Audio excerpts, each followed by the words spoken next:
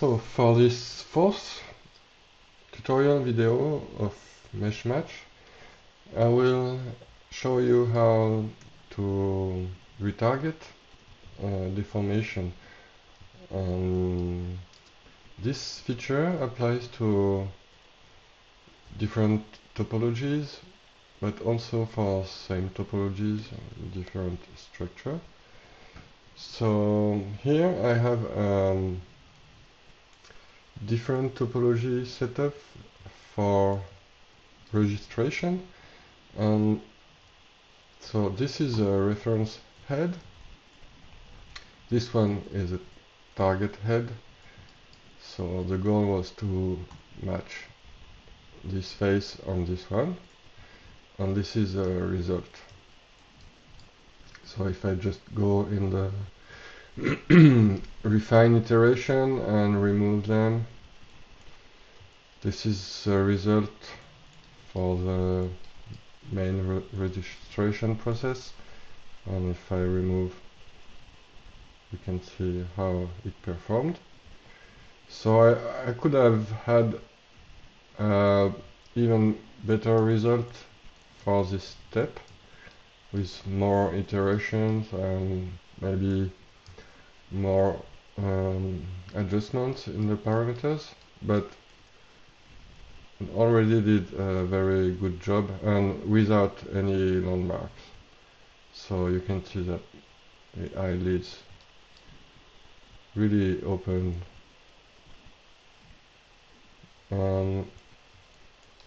It's only 20 iterations here, and then with refinement it's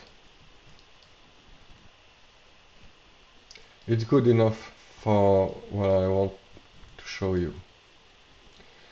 So here we have this one that morphed into this one to match this one. So now that we have this, we have informations about how every point of him correspond to any point of her. So we have all the correspondence information. So this will allow us to perform a kind of wrap between this one and this one, and to retarget any deformation from this one to this one, and then back to the original. So I have this head that it's an alembic cache with animation, and the goal is to see this animation transferred on this mesh that has a different topology and a different structure. So I will just pick this mesh, so for now you see the retargeting tab cannot be opened because there is no deformed version of the reference mesh. So I will just pick it and click on this button that is called retarget from selection. So I will click.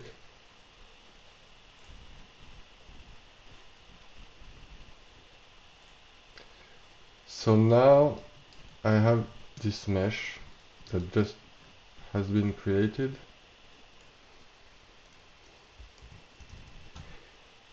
I'll put it here.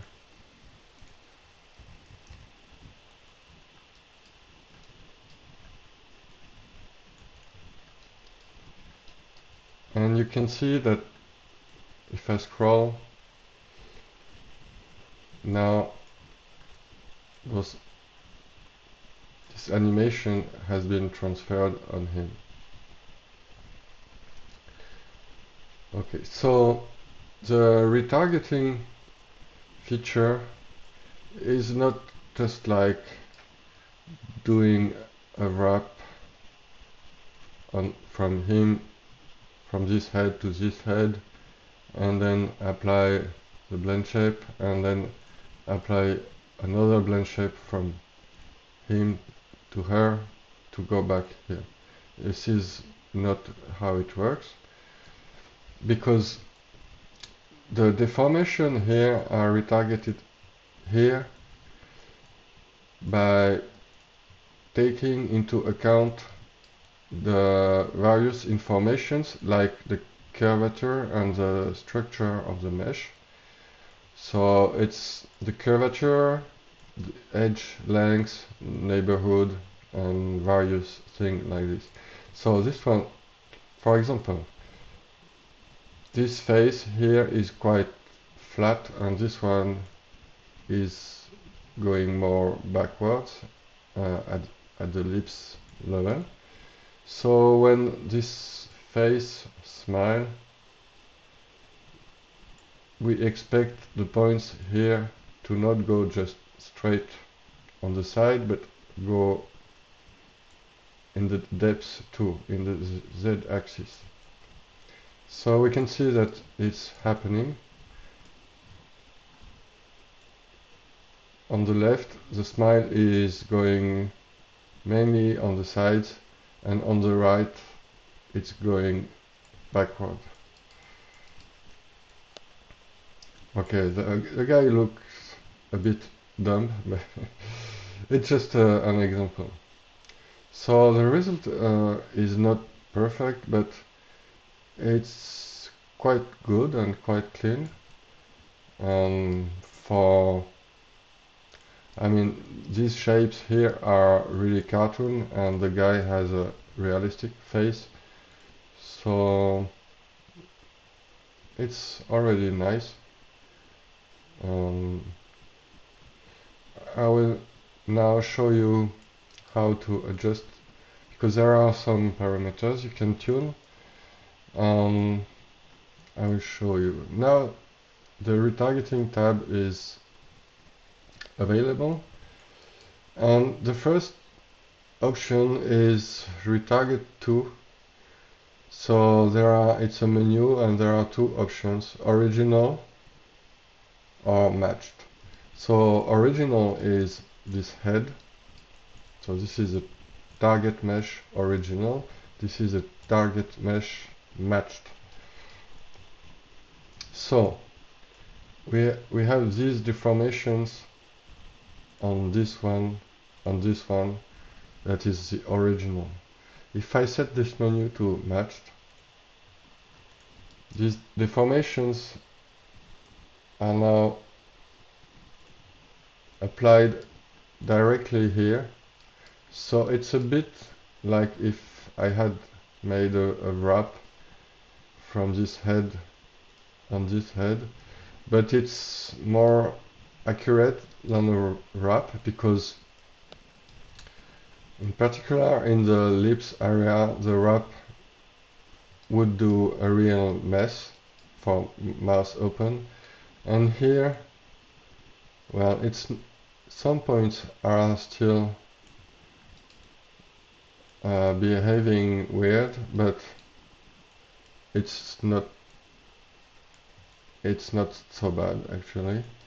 So yeah, so this option is probably not really, it won't be used much, but it's just to it actually it displays an intermediate step in the retarget process for different topologies.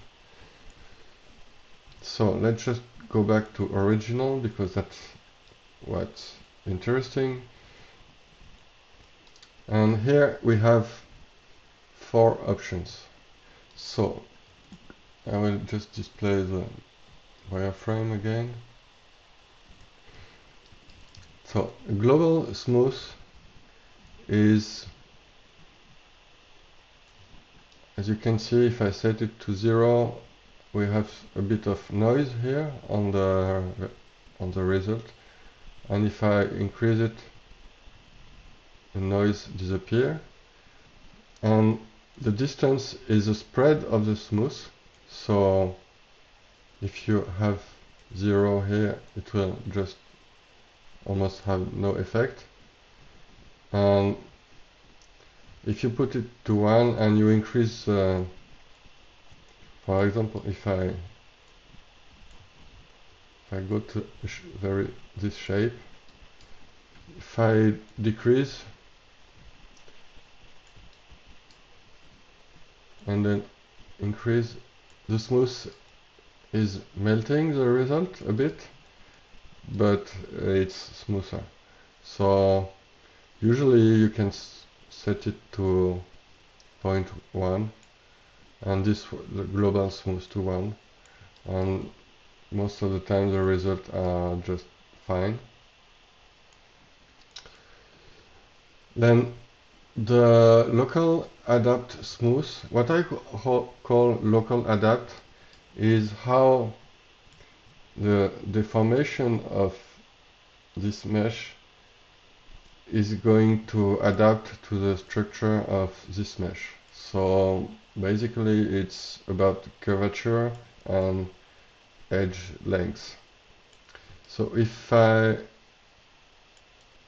remove the smooth, it's not doing much because the result is quite accurate, but we can see here that it has some effect. So it's up to you to find the right adjustment for your case. And then we have the local adapt weight. So this one is interesting because when I set it to 0, the retargeting doesn't account for curvature and edge length anymore. So if we go back to the smile here, I will hide this one. If we go back to the smile, you can see that without local adapt, the smile on him goes mostly on the side, like on the original deformation. And that's not what we want, because he has a head that is thinner than this one. So if I look at it here and I increase local adapt weight, we can see that the smile is going backwards like we expect. Okay, let's see now other example of retargeting, because this feature here is applied on different topologies meshes, and so this step follows the registration. And of course, the better the registration, the better the results will be for the retargeting.